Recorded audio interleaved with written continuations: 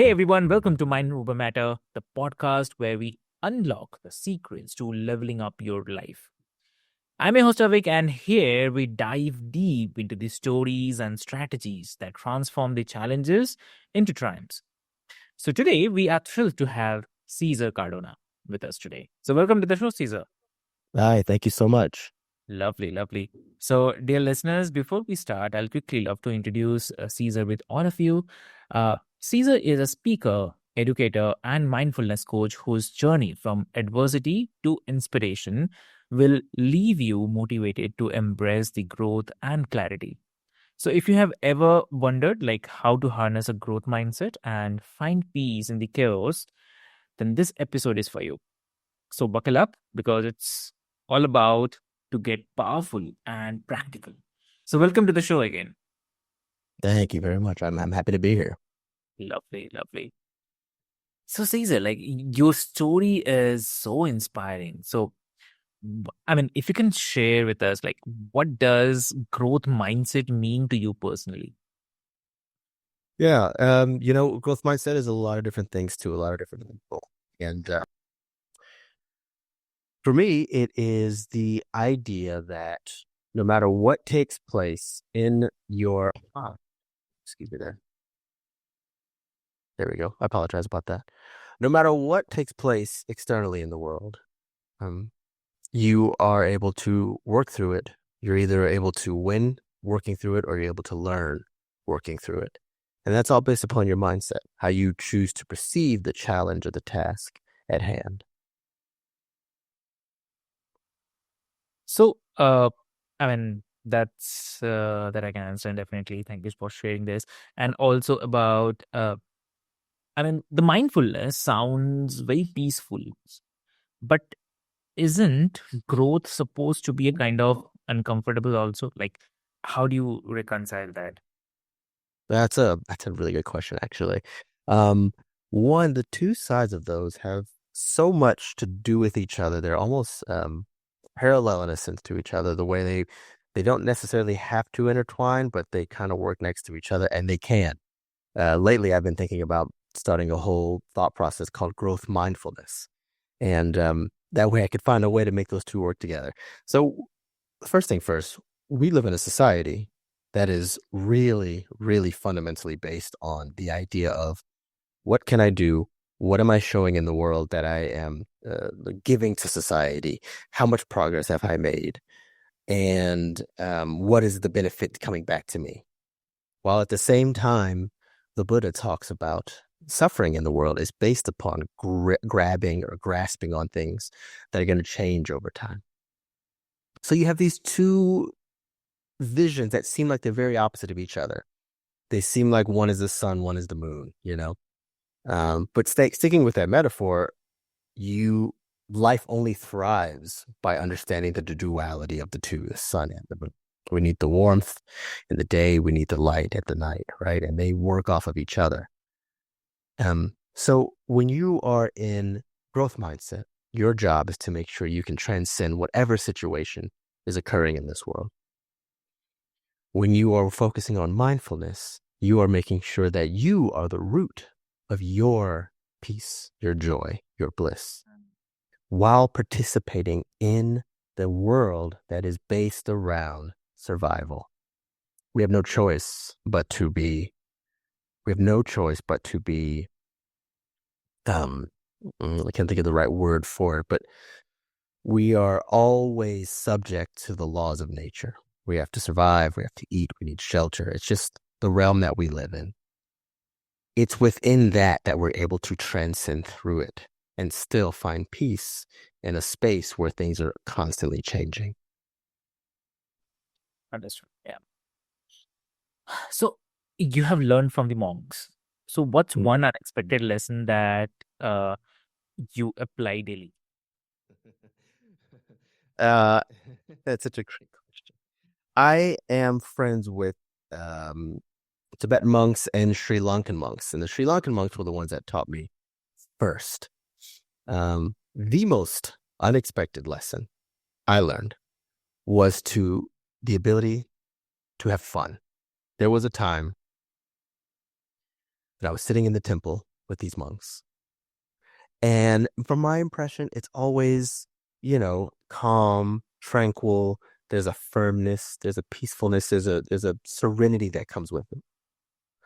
But fast forward to 20 minutes into a conversation about professional wrestling. All of these monks are telling me about all of their favorite pro wrestlers, from The Undertaker to John Cena. They're doing impressions of the professional wrestlers. These are monks. These are people who have taken on the precepts, the 200 plus precepts that the Buddha gave them, while still at the same time understanding that they need to have joy in their space. Right. I thought so much of my practice needed to be so firm and serious and take it so heavily. And it is, obviously. But I found more so in watching these monks, understanding all of that seriousness, and through that, still participating and being silly and jolly and comical. And if I may say, one of the things they said sometimes we're monks, sometimes we're monkeys. And they realize the joy of the moment of the here and now. Yeah. So some people might say that mindfulness and resilience are just the buzzwords. Um, so how do you make them real in your life? Say that again. They're what kind of words? Buzzwords. Oh, buzzwords. Gotcha. Yeah. Well, one, they're right. Uh-huh. You're guaranteed whatever phrase, whatever way of life shows up in the world, at some point it's going to be saturated and it's going to turn into a buzzword. You're guaranteed that no matter what the phrase is, good or bad, it's going to gain the baggage that the previous culture or society has given to it. So when the next society comes along, the next generation comes along, they're going to look at that word and say, yeah, it's not really who I am, which is an understandable thing. So the words are always going to change. It's our job to not hold on to them. Again, that's the Buddha. The fact that they're still effective in our world, the fact that they still maintain and show up from generation to generation, from century to century, lets us know that it's not the word that you should be hung up on. It's looking past the word and seeing the message that's being said behind it. The same goes with film, same goes with religion, spirituality, same goes with life, same goes with every image, every action you see in this existence. If you get hung up on the actual physical part about it, you're prone to be left behind with that same ship when the new wave comes in. Your job is to see past it, to see through it. Because the fact that mindfulness is still here, the fact that we're still watching our breath, the fact that we're still calming ourselves, the fact that we're still being compassionate and kind for centuries and centuries and centuries, the word is temporary. The act is eternal. Understood. So, what's a common habit that people think uh, helps them grow but might actually hold them back?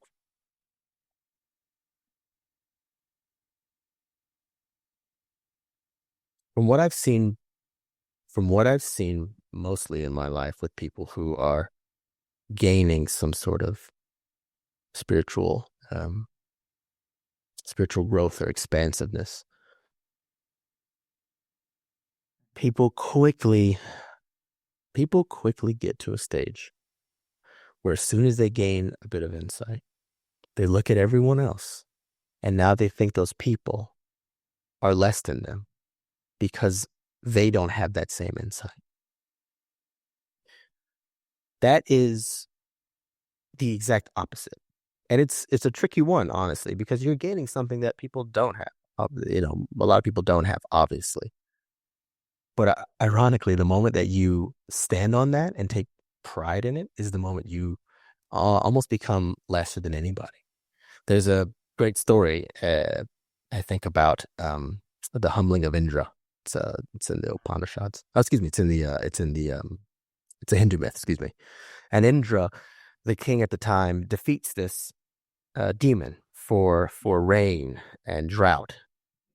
And in doing that, once he defeats it, the town is celebrating him because he brought the rain at a time of drought. And in that, he says to himself, "What a good boy am I." And from there, he decides to build himself a castle. And in building that castle, he goes to it every time there's something new built, and he adds one more thing. And then he goes away and he revisits the castle again, and he adds another thing as well. Over time, the builder goes back to Vishnu or Krishna and says, "My goodness, I'm immortal, and by the time he finishes this castle, we'll all be dead." So this blue boy comes into town the next day and meets Indra and says, "Of all the Indras, you have built one of the most magnificent castles." And Indra, of course, standing on his pride of what he has done for himself, what he has gained for himself, says, "Who are you to say all of the Indras? I am the Indra." And fast forwarding through this story, the blue boy explains to him, "You are one of trillions of Indras that have came and gone over and over again." And then this storm of ants come walking in, parading into the castle. And the boy looks at the ants and he giggles. And Indra, in his own fear, asks the boy what he's laughing at. The boy says, "Do not ask unless you're willing to be hurt." Indra says, "I ask, tell me." And the blue boy points to the ants and says, "All of these ants used to be Indras. At one point, they were Indras like you. They did something amazing, something fantastic for their town. And the moment they said, 'Wow, what a good boy am I,' is the moment they became like the ants again." There's the humility that was not met by Indra until that moment.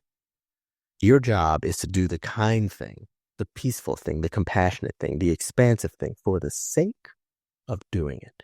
And the moment you lay it down, you leave it. Same manner in which a bee takes nectar from a flower without harming the flower is the same way you help others. You give to others without thinking you need something in return from it. Got it. Yeah. So, I mean, listeners often feel stuck. So, how do you suggest like they take the first step towards clarity? Yeah, yeah. Um, I want to preface by saying this, that I feel stuck often in my life too. There's no, there's no realization that you get that makes all of the things in life go away. You just learn how to work through them quicker, easier, cleaner.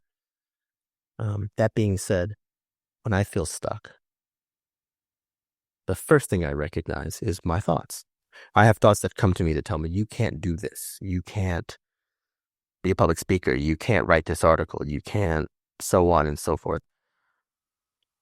The first moment I can, the first moment that I can realize to myself that that thought is just me having the thought and I am not the thought, then I know that I can work through the thought, because the thought comes and goes and the feelings come and go. But the moment when you get stuck in life, if you can realize that these thoughts are temporary, I don't have to subscribe to them. It's not my identity. That's a good way to start working through those thoughts as they show up. And they'll pass through like a breeze through the front door and out the back door. Your objective is to make sure you do the work of separating yourself from your thoughts and your feelings. Understood. Understood. Got it. So, like, do you think that focusing on personal growth can sometimes make people self-absorbed? Absolutely. 110,000%. How many times have we seen somebody in society as a celebrity become famous and everybody loves them? And then 10 years later, we think, what happened to these people? How did they become so villainous? Um, that it makes you very self-absorbed. You can be highly self-absorbed in this. It's not hard to get trapped up into that. Again, for those same reasons, you think you've got something, and the fact that you think other people don't, by default, isolates you. Your goal is to maintain the compassion, maintain the humility as a person. There's a great meme that says, it's like a four picture meme, and it shows a guy sitting and he goes, "Oh my God, I'm enlightened now." And the next page, next image, there's nothing. And the next one, there's nothing. And then the next one says, "Ah, I am so much better than everyone." I find that one so funny. Yeah. And that's that's great. Thanks for sharing this. And also, Yeah. uh, I mean, what's your go-to method for calming the mental storm when life gets overwhelming? Yeah. My breath is the main thing. Prana, air, breath. It's a Sanskrit word. It means life source. Um, the very first thing I can do is just remind myself to take a breath. That's where meditation comes in. It puts you in a habit of watching your breath more often. Um, Watching my breath, taking a deep breath in, and then just being present for the moment helps me tremendously. It's such a small thing. It's a small acorn, but it makes a mighty oak in my day-to-day life. So, any advice you'd like to share with the listeners? Yeah. Yeah, absolutely. The very first thing is that anywhere you go in the world, if you are searching for peace or joy anywhere outside of your own self, you will spend the rest of your life trying to find it. The place you need to go is inside first. You have to go inward.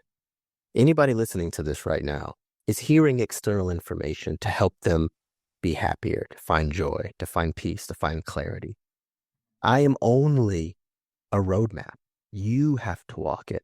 You have to do the act yourself still, the same manner in which I have to do the work on my own. I am only the hand pointing to the moon. You have to turn and look at the moon and feel the rapture of that moment. So when people go out looking for joy,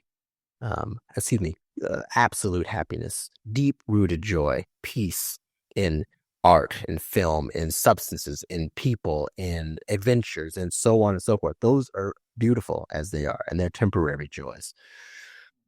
But the eternal one, the one that you want that's going to resonate within you, is right where you're sitting right now while you're listening to my voice. That's where you need to find it first. If you don't get it there, you're not going to get it anywhere else. Okay, that's great. And also, if what if someone feels mindfulness and growth are too slow? So can they fast track their journey? um, Mhm. if you want to drive across town at 100 miles per hour, you can fast track it. But how many dangers are waiting for you along that journey? You might not make it there if you go that fast. Also, you might miss a lot of great things going on as well. You know, there's that line that says, if you want to go fast, go alone. If you want to go far, go together. That's the real note. The fast tracking is ironic because the moment you start to realize the here and now is what matters the most, the moment you're not going to care about getting there fast anymore. Great. Great. Great. So that's a wrap on this transformative episode of Mind Over Matter. And a huge thanks to Caesar for sharing his journey and the wisdom, dear listeners. So remember that growth starts with one step and clarity begins with a moment of stillness. So if this episode resonated with you, share it with a friend or and someone who actually needs to listen to this. And also at the same time, do not forget to subscribe for more empowering conversations like this. And until next time, keep growing, keep reflecting, and stay unstoppable. So thank you so much.